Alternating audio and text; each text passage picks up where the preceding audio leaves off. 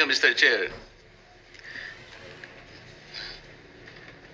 Hindi ko po alam anong oras, but I think earlier hours, nagpadala yata former Congressman Saldico a video recording.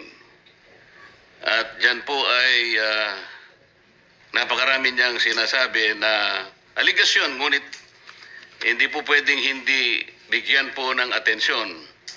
Nagpapatunay lamang po na lumawak na po talaga at lumalim ang pinag-uusapan nating problema. We cannot ignore that statement uploaded in the Facebook, Mr. Chair. So, kung ang tinatanong ni Senator Sherwin kanina na pinipilit na sinasagot ni Prosecutor Prosecutor General Padulyon, sino po ba yung pinoprosecute natin ngayon? Mga accessories or meron po bang mga pangalan na? Yeah, may I respond, Mr. Chair? As I mentioned earlier, the ones who are being investigated right now are personalities from the DPWH, officials of District 1 of Bulacan. They are the ones subject of the initial investigations undertaken by the Department of Justice.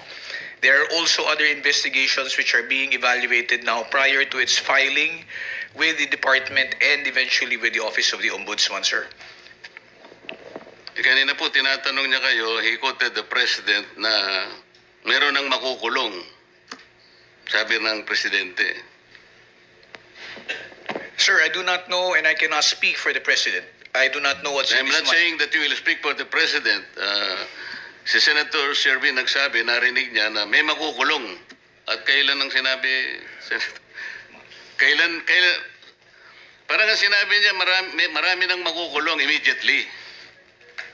Exactly, Mr. Chair. That's why I said I cannot speak or know the state of mind of the President when those statements were made. I was not privy to it, and neither do I know what the details of which I can only speak of the cases being handled by the Department of Justice.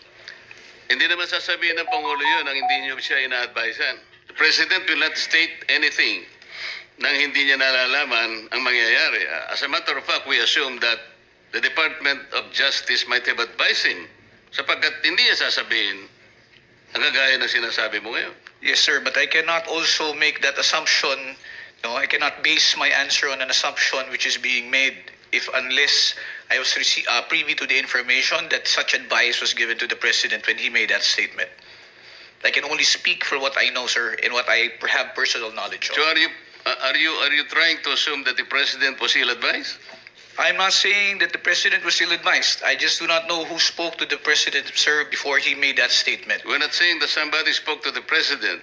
Senator Sherwin heard that the President was assuming that there will be somebody who will be jailed immediately.